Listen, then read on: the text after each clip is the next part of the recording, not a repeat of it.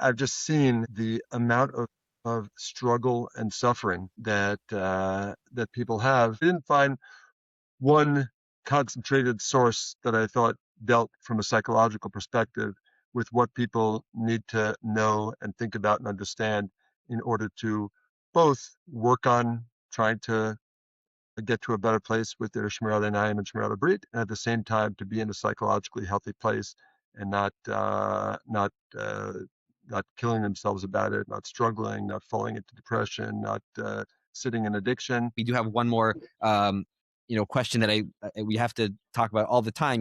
We did an episode, Shovim is a time where people talk about Kedusha, shmiras, einayim. The summer's coming up in a few months, so hopefully do an episode there as well. But it's really a constant struggle, a constant issue that we face as men in the 21st century of Kedusha, tznius, pornography, all those things, something that you've thought about a lot. You've recently come out with a choveret, a kuntras, a notebook, a pamphlet, which I've gone through, is very, very impressive. That doesn't need my skama, but I really enjoyed it. It's called Light in the Darkness, and we'll put a link in the show notes. Everyone can go there right now and download it and grow from it and enjoy it.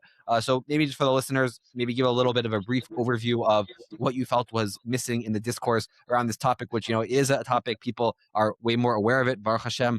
Now it's not necessarily hush hush, I don't think, as anymore. But what were you trying to contribute to this discourse with this pamphlet that you wrote about Kedusha? One of the special opportunities that a psychologist, that therapists have, is you get windows into people's worlds and you have a sense of what's going on in the community in a way that just, walking around, being in shul, like you don't have any way of knowing what's actually going on, what kind of things are going on that are less being directly talked about. And so sitting over the last decades and my beginning of my practice, more or less coincided with the beginnings of internet and then smartphones. And, just I see it. I work with young men, so in particular.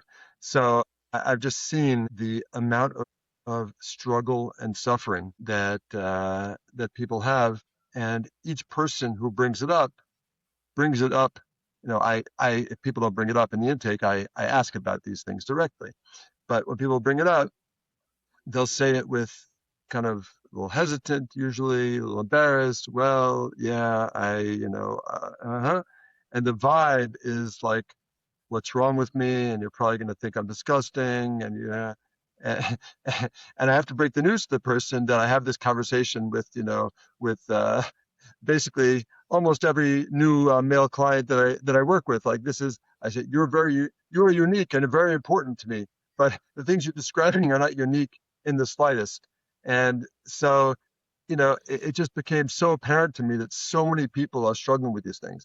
And for better and for worse, Shovim, which in its core had nothing to do with Kedusha issues, but Shovim over time historically developed into a period of time to work on shmiras einayim, shmiras habris, which essentially is great, like any other mitzvah, to try to be more medactic about something. So there's a period of time set aside to that. The problem is the fallout.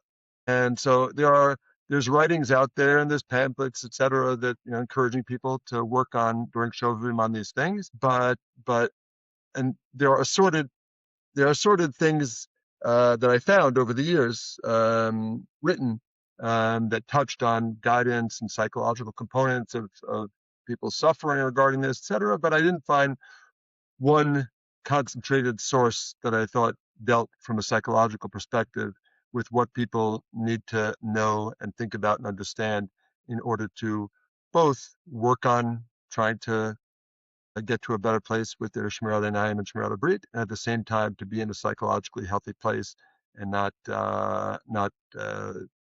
killing themselves about it, not struggling, not falling into depression, not sitting in addiction. So that's the purpose, and my hope is right now it's just digital.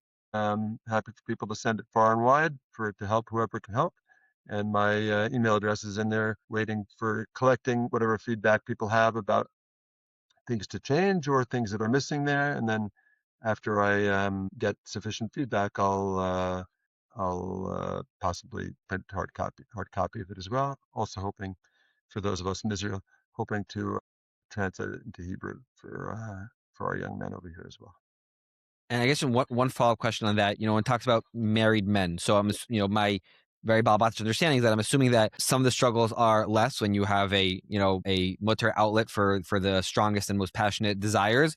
On the other hand, the stakes are that much higher. Even what might be considered as Hubacher, a small issue could become a much bigger issue, or a much more touchy issue when there's obviously the faithfulness and the relationship with a spouse in mind. So, Bigadol, what do you see are sort of the main things that the married men should keep in mind with regards to this topic? That's a good question. I talk about it in the booklet, and people should, if they're interested in your question, they should read there, because I don't want to talk for a long time. But al regalachas, look, everything you said is correct. It's less of an issue, but it's not a non-issue. Look, for people who came into marriage, addicted or semi-addicted and have continued to struggle with it, they need to get help.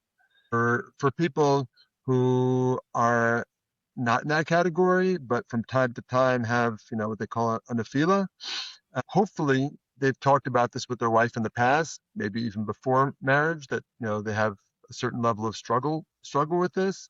Women nowadays need to also be in the know. I talked about this in the pamphlet as well, which is that, women can't be totally ignorant about the fact that this kind of stuff goes on with guys. Just understand what it's about.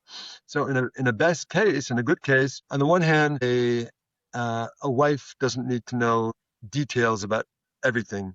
If once a year a guy slips, it's a mixed bag going to do vidui to one's wife, because to some degree your wife might just prefer not to know. On the other hand, if a person has had this struggle in the past, and their wife knows, but it seems better, but they're struggling with it again, etc., you can't get into a deep hole of extendedly hiding a real struggle that you're having from your wife. There has to be discussion about it. It's not good, generally speaking, when the wife is the policeman. Some people have their wife set up as, on the account to the filter or whatever. Like, it's not a great dynamic having wife be the policeman. These are things good communication can address. But when it gets complicated, it needs couples work to help people get through it. And to the extent that this is not what it's all about, it's about emotional stuff, etc. But to the extent that there's an element of it which has to do with sexual frustration, that's about communication with one's spouse, and one's intimacy should be in a place where both people have satisfaction, and shalom bayis is in a good place. So there's a lot more to say, but that's al regalachas. Okay, I appreciate the teaser, and again the link will be in the show notes. Everyone should definitely go and check it out, and hopefully you'll find it illuminating as illuminating as I did. So thank you for that.